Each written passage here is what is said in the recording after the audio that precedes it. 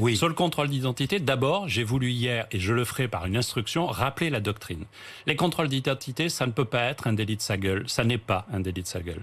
Un contrôle d'identité, il doit être construit pour prévenir un risque à l'ordre public ou éventuellement dans le cadre d'une recherche d'infraction identifiée dans la poursuite de l'infraction. Alors pourquoi ne pas accepter une traçabilité des contrôles d'identité? Je vais tenter d'aller jusqu'au bout et je répondrai à cela. Et donc ce sont deux conditions uniques pour faire un contrôle d'identité.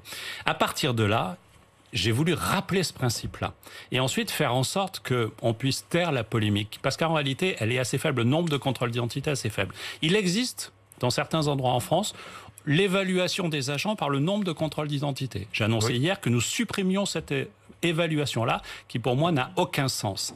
Et puis ensuite, il y a différents moyens, notamment effectivement le RIO, dont, je vous corrige, il n'est pas difficile de le porter même dans une interpellation, on doit le porter en permanence. Il est accroché à votre vêtement, il doit être porté en permanence. Par contre, celui qui est interpellé ou qui s'enfuit aura du mal à le lire, et dans ce cas-là, il porte rarement plainte, celui-là. Oui. Bon. Et donc la réalité, c'est on affiche le RIO, c'est-à-dire le numéro d'identité du policier, et ensuite on rappelle des règles. Pourquoi je ne suis pas favorable au récépissé?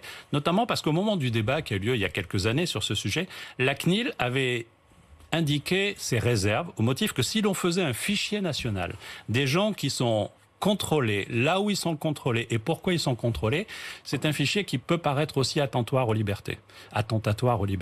Et donc je prends aussi cela en compte. Oui, mais il n'y a pas d'autre manière d'assurer une traçabilité des contrôles d'identité. Est-ce qu'il faut assurer une traçabilité des contrôles d'identité? En volume, oui ou non? En volume, oui. De façon individuelle, je ne le crois pas. Et si en plus, je veux aussi, et c'est ce que je fais tous les jours, défendre les policiers et les gendarmes sur le terrain, imaginez qu'ils doivent faire un rapport chaque fois qu'ils font un contrôle d'identité dans le cadre légal que j'ai rappelé, me semble proposer non pas qu'on ait des policiers qui fassent leur métier de policier, mais plutôt des policiers qui fassent des rapports. Moi, les policiers, je les veux dans la rue pour sécuriser et protéger les Français.